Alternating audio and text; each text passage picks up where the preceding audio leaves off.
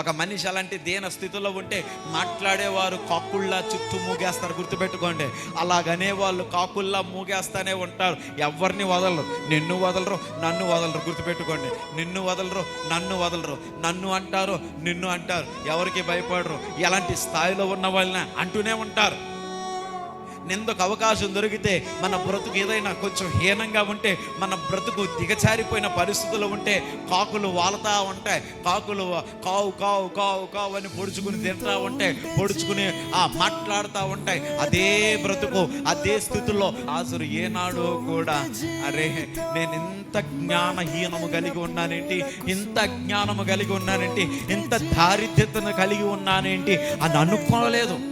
అందు కారణాన్ని బట్టే పరిశుద్ధ దేవుని గూర్చిన అవగాహన కలిగి ఉన్నాడు కనుకనే ఆ లాజరు మరణించిన తరువాత పరలోక రాజ్యమునకు చేర్చబడ్డాడు. దేవునికి స్తోత్రం, హల్లెలూయా. అందుకని ఈ లోకములో నేను ఎంత ఘనంగా బ్రతికాననేది కాదు, ఈ లోకములో బ్రతుకుతున్నప్పుడు దేవుని ఎడల భయభక్తులు కలిగి బ్రతికానా లేదా అనేదే ప్రాముఖ్యమై ఉన్నది. స్తోత్రం చెప్దాం, హల్లెలూయా.